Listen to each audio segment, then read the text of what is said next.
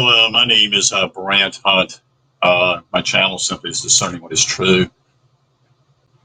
Today is the 16th day of July 2024. My talk is going to be about the Fabian Socialists and who are these people. And there's a famous quote by T.S. Eliot. Basically, I think it has his book, actually. It's called Ideas Have Consequences. Boy, do they.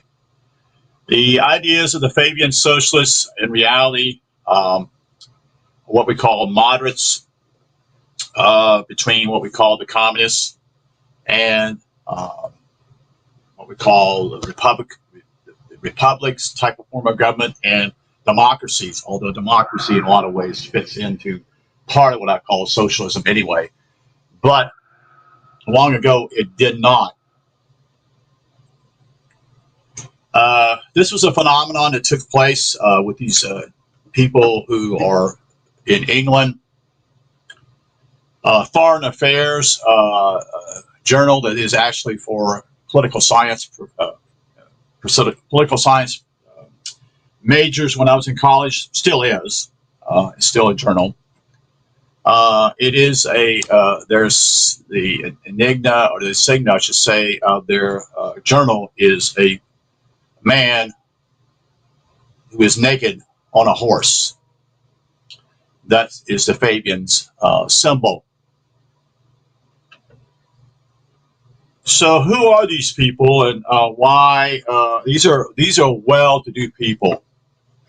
Most of these are very rich people. These people didn't have to worry about anything. They didn't really actually even work.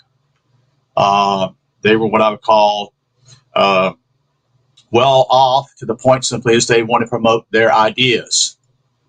Their idea simply was to socialize, that is, the government.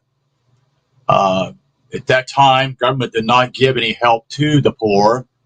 That was actually the job or the ministry of, in some ways, the churches and families would help their own families, you see. That whole idea goes back a long way. The churches, various churches would help out. I don't know, I think John Wilkes Booth, not John Wilkes Booth. The gentleman who started the Salvation Army was similar to that, although I have skeptical ideas now. I don't agree with what George Bush did, that is his son, that is, to the point that basically he allowed the government to, see, these were private organizations, and one of them was Salvation Army.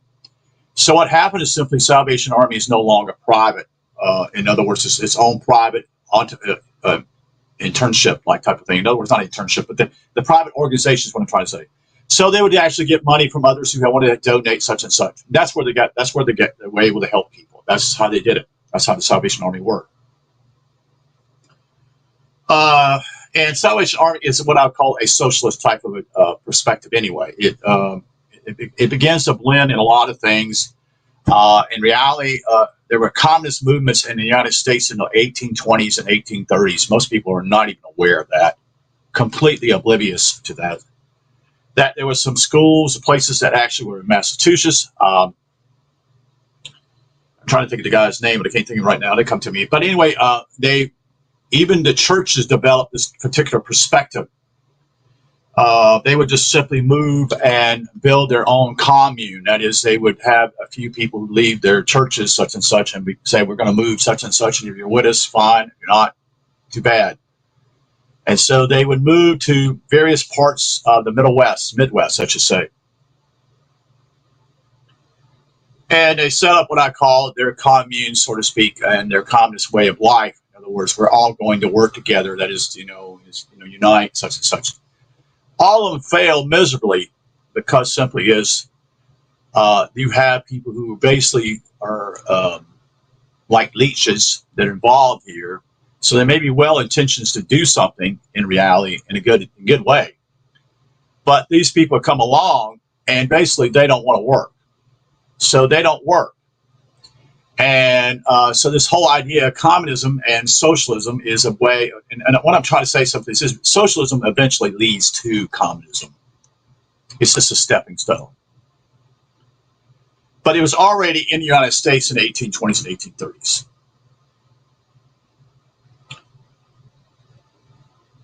Henry Thoreau did go to those groups back in the 1820s and 1830s. I don't know if you're aware of that. He was very much disenchanted with what I would call the status quo, and he was somewhat of a rebel. But at one time, he was involved in a group in Massachusetts to build a commune or a communist particular society. This is not new in some ways, especially church related. In some ways, the Amish and Mennonites are similar to that perspective, although it's not that persuasive, you see. And so what's happening simply is this. You have the Amish who are actually a break off of the Radical Reformation. This is a group that actually fought the Protestants and the Catholics. When I say Protestant, that includes Luther and Calvin, who warred against them. They did not want war, although certain groups did.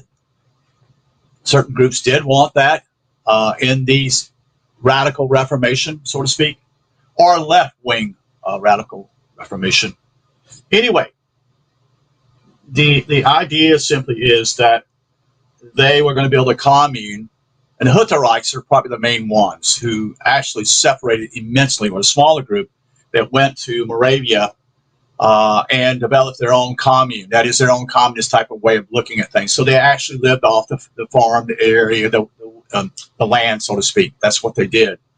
They were a little bit more radical than what we call the Amish or the Mennonites. And the Amish today are probably, and we'd say the Amish today are not what they were even 200 years ago when they were here in the United States.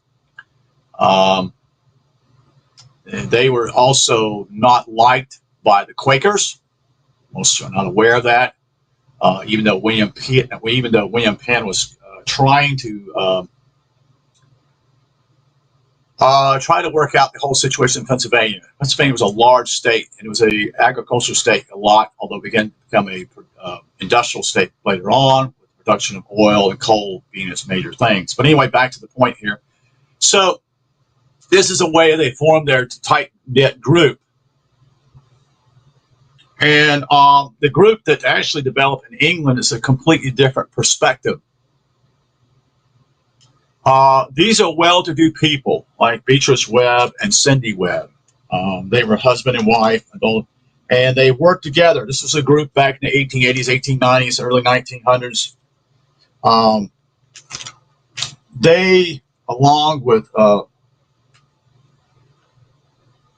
George Bernard Shaw, who is considered by many people some great guy. In reality, he's not. He was a poet. He wrote stories such and such. He was not what you call a regular laborer, so to speak. That was not what he's involved in. And T.S. Eliot is somewhat warning about this whole idea that these ideas have consequences, and they do. So I'm not going to go a long time with this particular video, but what I want to share simply is that the Fabians, Fabians is what they are trying to, even though they're wealthy, they feel supposedly sorry for the poor people. But in reality, they're not willing themselves to give the money. They give it in a way that actually benefits their perspective. And they eventually, in the 1900s, basically create the School of Economics, that is the London School of Economics in London, and also on political science. That's a radical deal. That was their ideas, but simply as they wanted to work in the areas of economics, economic perspective, and also in political science. So what they did was eventually lead what I call somewhat of a revolution, so to speak, in England to force, in other words, they were not willing. This is what rich people are about, folks. It's always been about what they're about. They will point out, I feel sorry for these people. We need to do something for them. We need to help them out. They don't have any houses. They don't have food on their table. We need to help them. But what they do is simply they relegate that to the government. They force that on the government. And that's what they did. They used that tool as though they felt for these people in order to force the government, that is in England, to what I would call make them responsible to take care of the poor and not well-to-do. They were not willing to put up, they were not actually willing to do what they said they were doing. You do put up or shut up. In other words, you either do something about it or you shut up, you know. Unfortunately, the poor are illiterate, and they bought into this. And so this is how this whole progress of what they call progress. You know, even in the 1890s in America, there were people running on the Progressive Party, which the Progressive Party is basically just a socialist agenda. My point here is to explain to you that what is happening here in the United States is the same way. It started basically in the 1960s here, although it actually was shown in the 1930s with the CCC, the areas where the government would employ people to fix things, work in parts, such and such, and that is to eventually create the national parks system and even to actually help with building other things. So there was compensation that way during the Depression to give people work. People at that point, let me explain something else about this, the whole perspective here. In the 1920s and basically in the 1930s, which we stayed in the Depression because the government itself by the quote-unquote bankers kept us in this for 15 to 20 years, this whole malaise of not any type of growth economically, in reality, was done on purpose. Okay.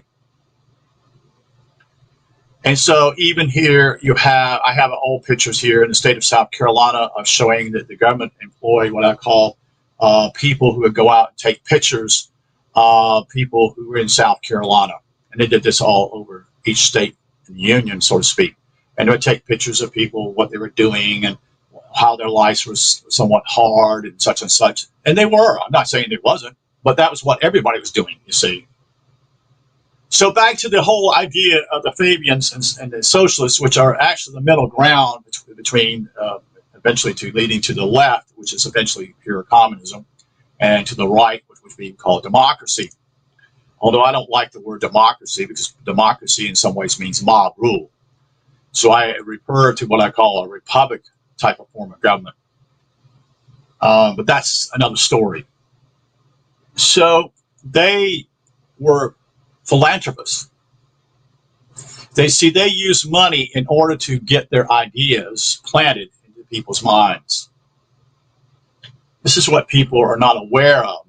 A lot of people quote George Bernard Shaw as some great hero. The guy was nothing but full of shit. Okay, I'm going to be very straight with you. Most people follow people and use their quotes and have no idea what they're talking about. They do. They just simply blatantly say, "Oh, isn't that great, such and such, such and such." But reality simply is, it's the way just little things like this to make it smooth and make it feel good to you. And reality simply is that it's actually bullshit. Okay. Now, George Bernard Shaw was not what I call a quote-unquote well-to-do person when he first got involved, but he somehow got in the circles of this group. And there are quite a few people here. I have the book simply called The Fabians here by Norman and Gina McKenzie. This is it here, the cover, dust cover. It's actually praised by H.G. Wells, which is another Fabian Socialist later on, who continues to spread the ball down, move it down the road. In other words, they're never satisfied with certain areas of what's happening. So what I mean is simply is that they get something started, and yet they get it started, and then they start in something else. And so what they use their money for, these well-to-do people, or philanthropists, they created what we call the modern-day think tanks today. The whole idea of getting people to think, get these people who want to be managers and help society, like social scientists, like political science majors, or more importantly, the sociology and psychological areas in some ways, okay? mainly sociology and political. And so these were schools introduced, and also introduced by their school. And the school is highly reputable. Is worldwide. Most people who want to ever get a chance, they like to go to the London School of Economics. It's that prestige. But rich people are not stupid. You see, they don't give their money out for to help people. It's always with a price. It's always that way. It's always about them creating another philanthropist or create another schooling, something of this nature, so that they can continue to brainwash people in these certain ideas. That's what they do. It's brilliant. It's completely brilliant. So then what happens simply is these people are working for them. They're actually promoting that in their teachers, and they promote these ideas. So the socialist thing simply is that at first the government in England didn't want anything to do with this. Leave us alone. That's not our responsibility. But the pressure came from the poor eventually that they gave in. They gave in. And so ever since then, England has actually been involved in that. And once that started in England, it started elsewhere in Europe and eventually came here in the United States. Woodrow Wilson was one of those. I'm trying to think of the other ones who ran on the Progressive Party in the late 1800s. They consolidated with the farmers. This is how they did this in the Midwest when prices were so low. This is how they do this, folks. It's just they graft in anything way in order to, quote unquote, and eventually they have a big enough group of people that are eventually going to talk about these things. And they also play this game, which simply is when they're playing both sides. Okay, so they're playing both sides here.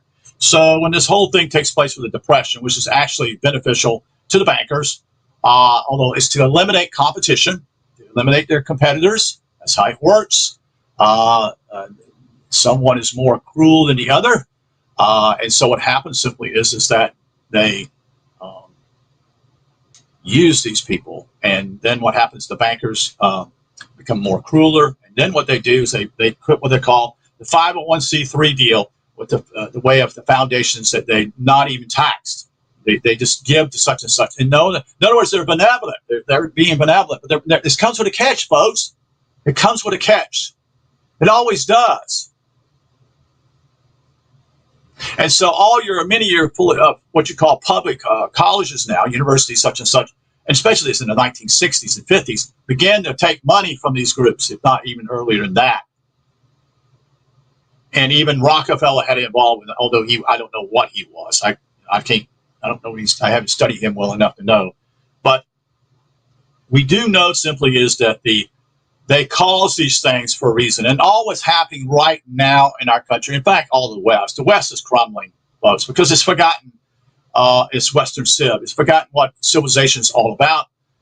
We are bringing people into our country that basically have no idea, who are not even interested in being a citizen of this country, only to have, quote unquote, a better way of life. And we no longer have borders. So what's the point if you're not going to, quote unquote, defend the borders, really? If you're not going to defend the borders, what's the point in being a country? Seriously. Because you're not a country. And this is all a part of their plan to eventually, bring all these Western countries down and eventually annihilate themselves, in other words. And that's what you're seeing right now. You have the government itself in the United States spending money that will never, ever be able to pay back. Never will be able to pay back. Most people don't even know this. Bankers, that is banks, that is to say, create money out of nothing. They create money out of nothing. What they do simply is you come in as a customer, and with that, you become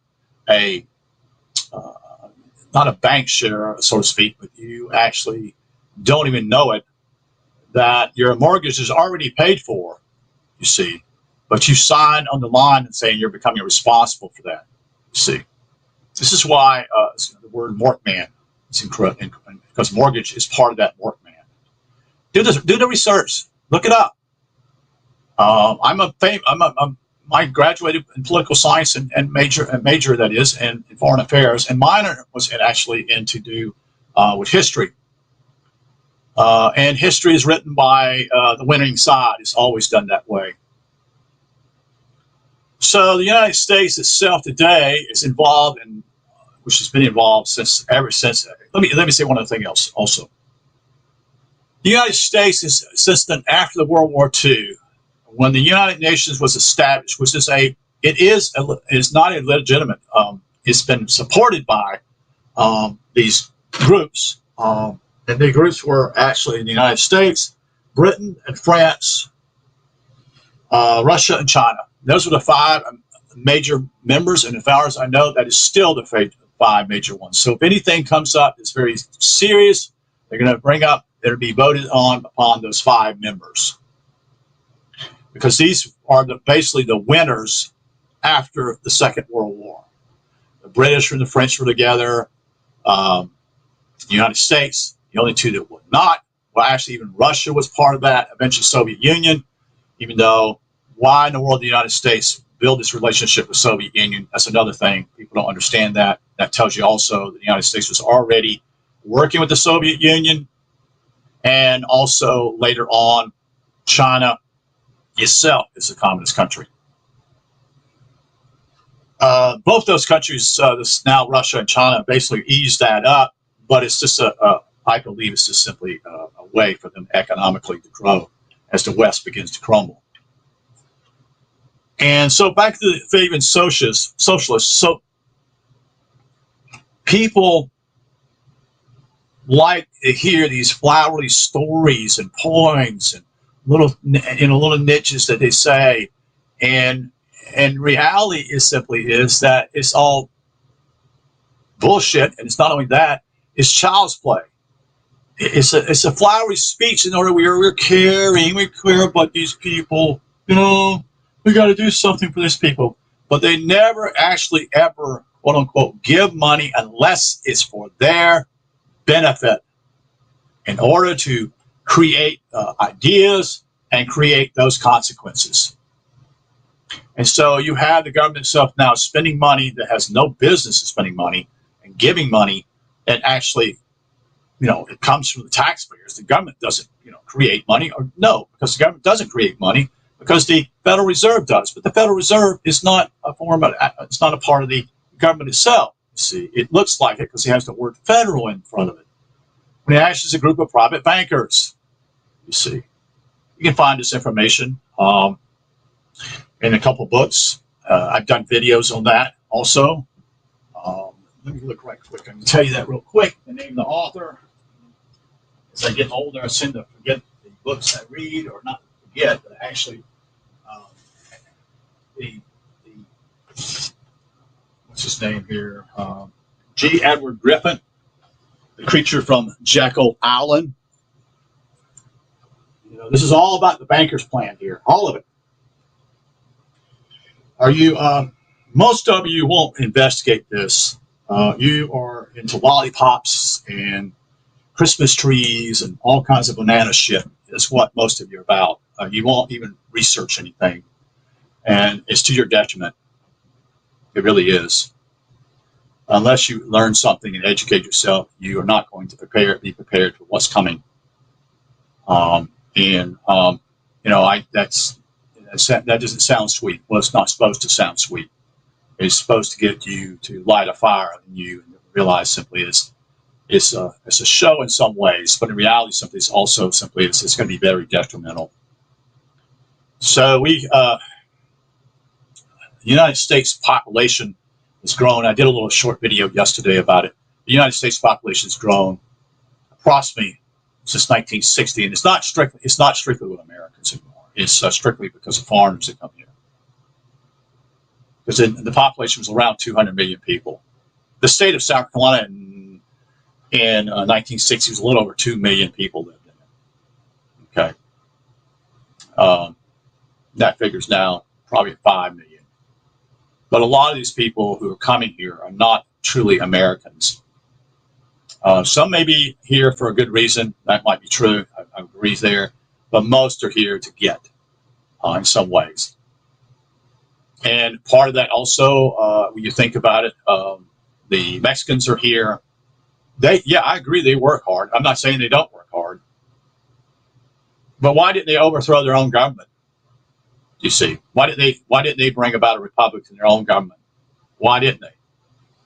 Well, probably because the United States has always been supportive of that, keeping this status quo, so to speak.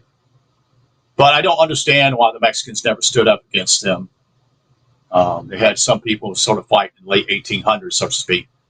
But and the United States eventually crawled into the war with them, and at one point crossing the border. Most people are not even aware of that. Most people are not even aware that even the United States at one time went to Mexico City to that point, fight battles.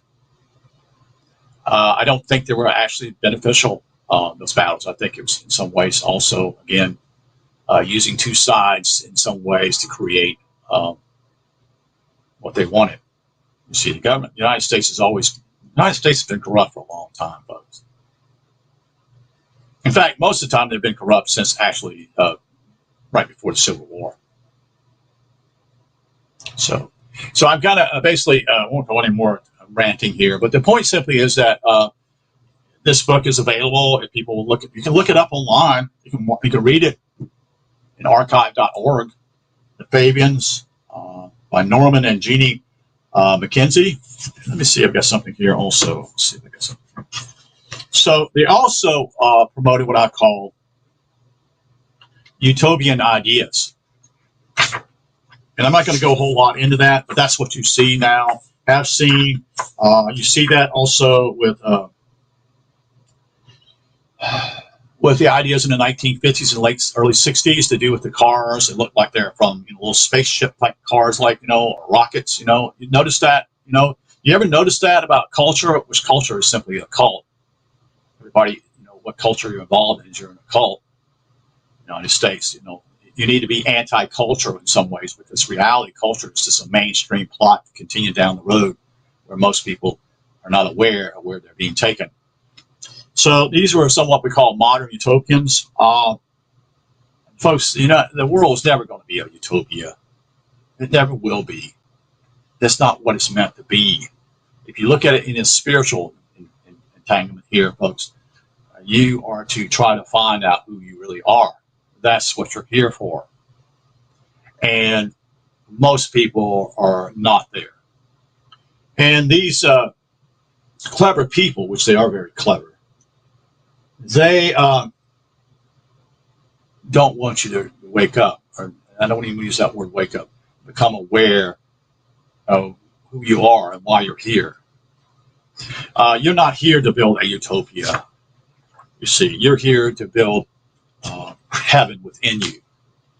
You see, not heaven outside yourself. Not that. Although it doesn't hurt to help others. It doesn't, really doesn't. And in fact, in my own family, it used to be we would take care of our own family. That's no longer, so to speak. They have, get together, such and such, da-da-da. But families don't get along anymore. And most families are living, they're gone, such and such. They moved elsewhere, such and such. I sometimes wonder if that's to do with getting away from their own families.